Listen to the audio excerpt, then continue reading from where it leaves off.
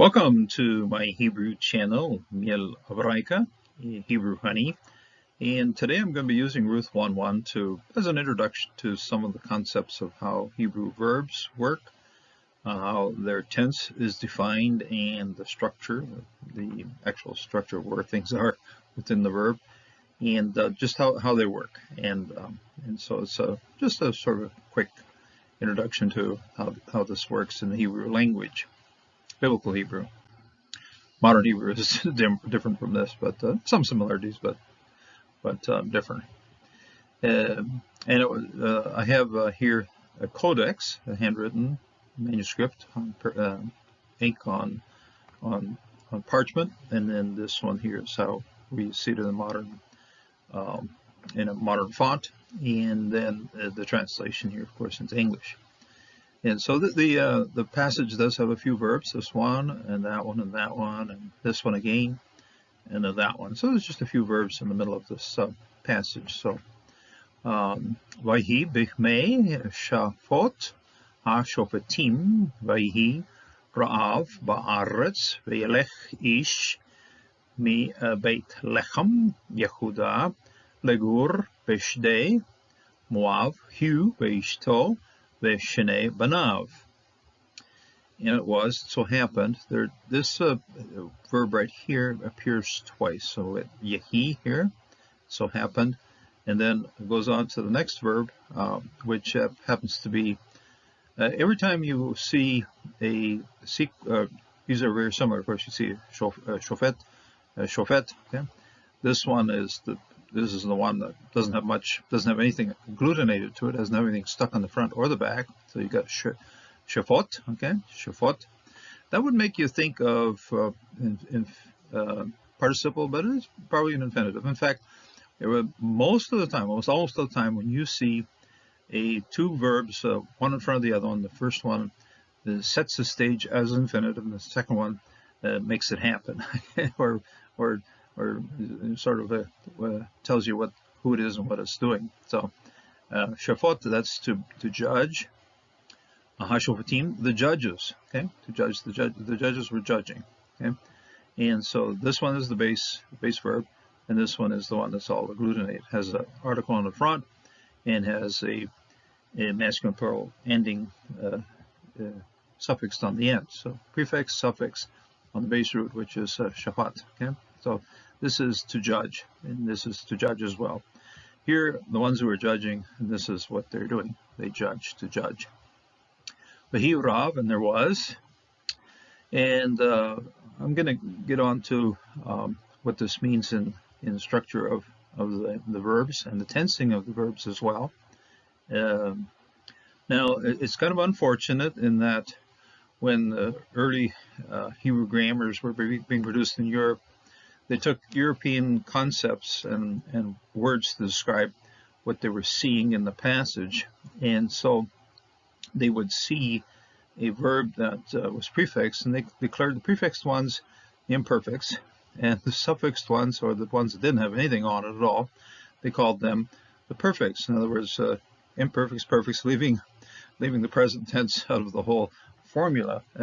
Later on, they had to do an immense amount of work trying to regain the present tense. The tensing of verbs in Hebrew is not morphologically derived. In other words, when you look at the form of the verb, it isn't the form of the verb that tells you its time or its tensing.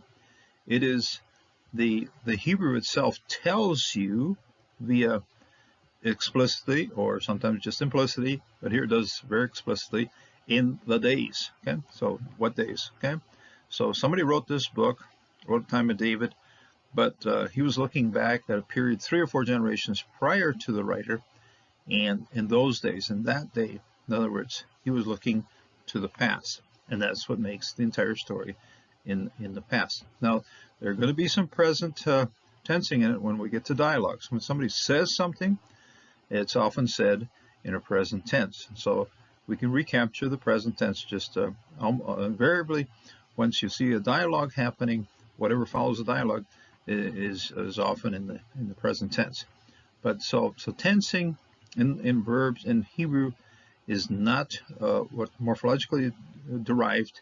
It's not for, oh, all of a sudden, like in Spanish, you put accenting on it to convert words into past or future, or you put different endings on the verbs. No, in English, you compound the verbs, and then it and it was, this was and it is.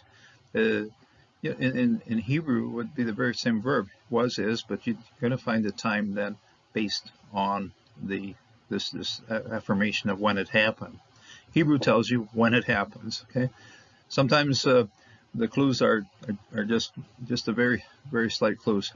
This is very important in psalms, in songs, because in songs often prefixing will bring like Psalm 23. When they use the old system of a prefix verb being an imperfect and then being defined as a future, Psalm 23 becomes entirely a future psalm. Not entirely, but almost all in the tensing that you see in the translations. Modern translations finally figured it out and said, the present tense in Psalm 23 is very much there front and center. So that's one of the good things about sorting it out. And one of the reasons this came forward is that as languages in the world were being studied, we found out there are plenty of languages that did the very same thing as Hebrew. So it isn't really that strange or exotic. It's European language should be considered strange and exotic for trying to use certain letters and certain sounds within their words to define time. Other languages define time just on how you understand it, the context, and so that's very important in terms of tensing or setting the time of our verbs and the events that took place. It's interesting, and it came in King James. It came to pass. It happened. In other words, it isn't that the verb to be here, haya, yehi, isn't so much as to affirm its existence. It's just to affirm when it happened, and then, okay, and it was then. So it affirms it sets the picture as to when these events took place. And so what we have here is by he, okay, by he. This is and then, and it happened. It came to pass. And in those days it was, and then it was. So it was in those days, and there was a famine in those days. So when you take the root, and the root, the root, if you look it up in the dictionary, it's going to be hey, yod, hey, haya. Okay? And that most certainly does occur in the Bible, but you just aren't seeing it here. And in fact, quite often, it doesn't appear as a full out, complete root. In other words, you don't always see this. This last hey is just famous for getting assimilated. In other words, it's getting pulled in, okay, disappearing. Elysian, okay, it's very famous for being Elysian. The hey is, and you find this also true with this letter here, which is right on the front here. Halach means to walk or go, and here in this particular letter, you aren't finding a hey at all. It's a part of the root that you look up in the dictionary, but you don't find it. And so I have to teach this, even though because that's how grammar books will explain it. And so I will try to explain it. Okay, so this is apocope. Apocope is the loss of a final letter, vowel, right here. So right at the end here, this okay, it's gone. Same thing over here, gone. Okay, and then over here, apheresis is when the front of the letter goes, and the front is on this side, and so this hey is also gone. So you have apheresis. So apocope is when you lose something at the end. Apheresis is when you lose something at the front. And syncope is when you lose something in the middle, like this gur here, this surik right here, out of this gur to live in a temporal sense. This is quite often also occurs in this particular letter. Now, just a quick question, or just a quick note here on why dictionaries and why grammars and why even modern programs like Blue Letter Bible so still stick with the original system. It works, and there was an affirmation many years ago that Hebrew is supposed to be triliteral. In other words, there's supposed to be 3 letters in the root in the roots. So you get here, you have it. Okay, hey, yod, hey, and here it is, hey, lamed, kaf, and here you have a gimel, vav, resh. Okay, so looking for 3, you'll find 3. But if you're looking up how this thing functions in many cases, it's often like this, and it's often like this. And this one here, that first hey at the front of halach, famous for just out disappearing. So this is then Pharisees, and this one then is apokophe. Now, the original Hebrew writers did not bother with this kind of system. We are using it because it's a tool for us to analyze what's going on. The original Hebrew writers used an entire system of what we have to understand as agglutination. In other words, they would have very much a root letter nucleus of any word, and then they would attach things to it. Okay, so here you have this one. Here you have the root is hey yod. This one, this first yod sets the person, and this first vav makes it a conjunction. Okay, and it so happened. Okay, this here shofet is to judge. That's a complete root. Shin pe tau. Okay? Tet. Shin pe tet. And so that's not it's all there by itself. There's nothing been added to it. But the next one is the same root. Okay, shofet. Shin pe tet. But it has a hey on the front, which works as a article, and you have a hirik yod mem on the end, which works as a masculine plural. The judges, okay, judges. So judges judging to judge. Okay, as I think I already said, when you have 2 verbs like this, one following the other, the first one's going to set the stage as an infinitive, and the second one's going to tell you exactly what's going on. But here it's the judges are judging. Okay, so this you'd want to think that this verb would be a plural, but it's actually just an infinitive. The judgments. Okay, the judgment of the judges. Okay, so that's how that goes. Vahi rav, and there was famine. Ba'aretz, agglutination here is the bet stuck in front of the aretz, in the land of. Vayelech, and a man went. Okay. This is a prefix form. Now, incidentally, prefixing and conjunction, conjunction, that's very much a flag or an indication of narration. That's how narration works in Hebrew. You got conjunctions, you got prefixing, and then when you see that, oh, this is a narrative. Okay, somebody's telling a story that's following a certain line of events. So this is what you have your narration. Vehi rav ba'aretz ve'yelech ish, a man. There's very much a root right here. Me, from Beit Lechem, from the house of bread. Bethlehem, Yehuda, Judah. Lagur, to live temporarily. To sojourn is one of the older words. The way to say this modern word is to be a resident, a alien. Okay? I always find it interesting, even in modern day and age, that some people talk about aliens, coming from other planets, but actually in this, many countries talk about visitors being aliens. It's kind of one way of putting them down. Actually, I find it kind of interesting to be called that. So, Legur, Bishdei, in the fields of Moav, he, him, Veishto, and his wife, Vishnei, and Vishnei Banav. Okay. Now, one of the reasons I have the codex out is that you will see a few changes, a little bit different. Nothing of that changes things in a substantial fashion, but slight differences. One of them is that here, I don't know if you've noticed it, But the last closing of this particular verse is the closing is done with a siluk. Actually, yeah, you should have a sof pasuk, but the scribe goes, "Oh, why am I going to waste ink here? We're nicely at the end of a verse, and people will understand that we've gotten to the end of this particular verse. We'll get to it when you've got all the words stuck together.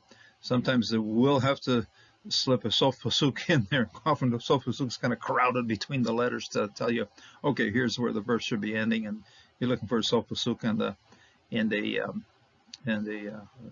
shiluk. Okay, shiluk and sof pasuk always go together, but here the shiluk's doing its own job and does it in order to close off this particular verse right here. So the other thing is in modern printings and modern texts, they don't bother with the rafeh. And now you got a rafeh right here. Rafeh, rafeh, rafeh, rafeh, rafeh. What's a rafeh? Why is it there? Rafeh is, and if you look closely, these are begat kafet letters. So these are ones that could be plosive.